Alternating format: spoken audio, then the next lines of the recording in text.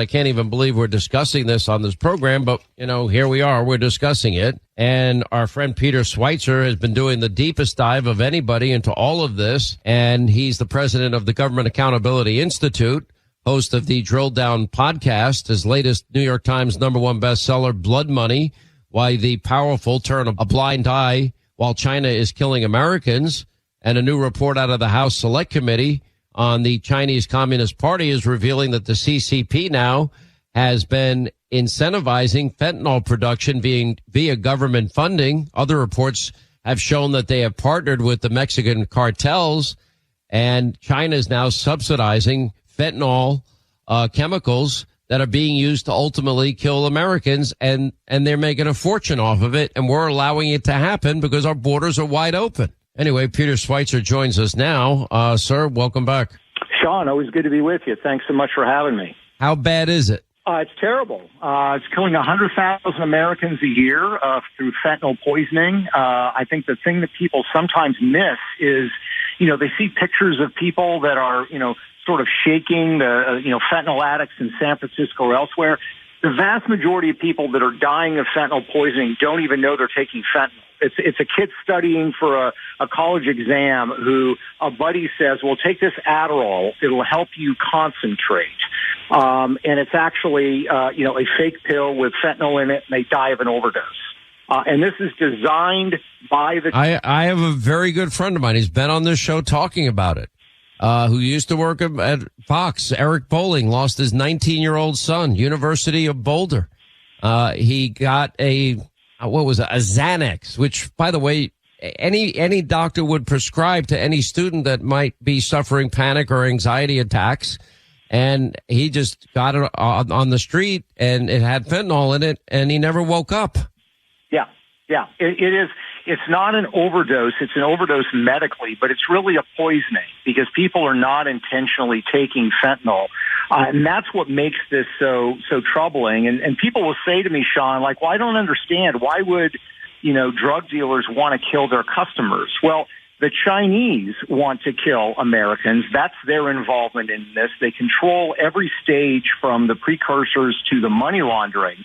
But for the drug cartels, they're making 20 times. The profit margin on sending fentanyl drugs to the United States is 20 times what they make on cocaine or on heroin. So they don't care if they die. So you have this cooperation between the Mexican drug cartels and the CCP. They both get what they want. And unfortunately, our political leaders don't want to stand up and call China out on this. I can guarantee one thing, Sean. If the United States were doing this to China, President Xi would be in President Biden's face about this every single day. And yet this president does not raise this issue. He says there's not going to be any finger pointing for China in doing this. I think we're well past the point we need more than finger pointing to deal with this problem. Joe Biden has shown no willingness at all, although he did talk about tariffs this week for the first time, probably only because it's been polled, because he hasn't done anything for over 3.5 years as it relates to China. I would argue that goes back to your previous book, Secret Empires, and the amount of money that the Biden family has done and how much money they've gotten from China. I haven't even gotten a total figure. Everybody remembers the WhatsApp message. I'm sitting here with my father. Why didn't you keep your commitment? Between everybody he knows and my ability to hold a grudge, you're going to regret not doing this. According to James Comer, 5 days later, $5 million was wired into one of these quote bank accounts, or what Comer calls shell corporations.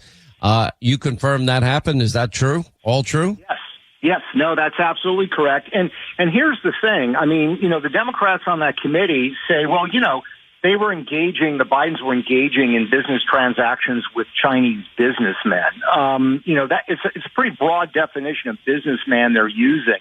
If you look at the head of CEFC, that energy company. By the way, this is in the energy sector. This is just like Burisma in Ukraine. This is China's oil and gas giant.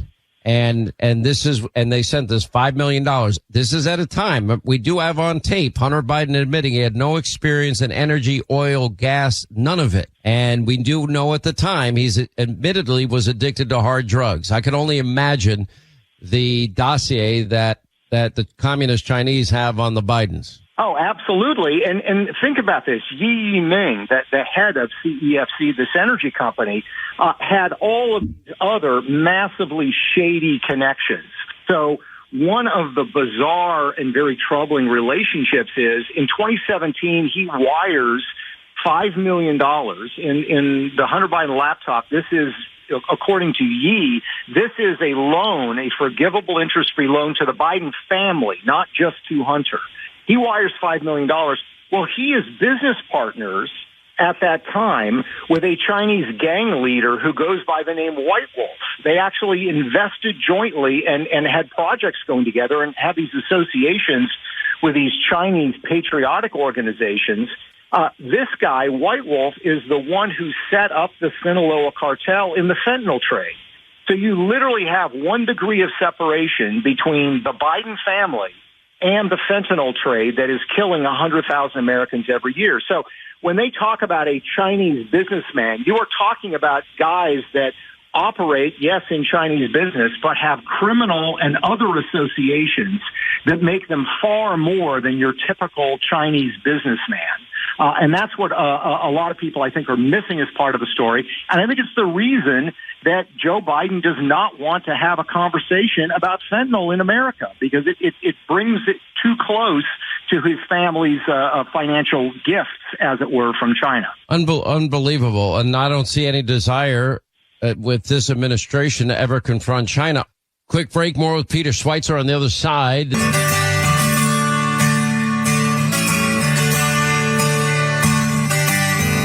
All right, we continue with Peter Schweizer. His new book, a #1 New York Times bestseller, BloodMoney, Why the Powerful Turn a Blind Eye While China is Killing Americans. I don't think they have the ability to confront China. I've got to imagine that the communist Chinese, Russia, and all these countries that they did business with, am I wrong in believing in my heart and soul that they probably have dossiers on Hunter Biden that would probably even implicate Joe Biden? Oh, I don't think there's any question about it. And they also have the leverage of knowing that they have these dossiers, but have the ability to demonstrate the full extent of these relationships. The Hunter Biden laptop is just one source of communication that Hunter Biden used, that the Biden family used.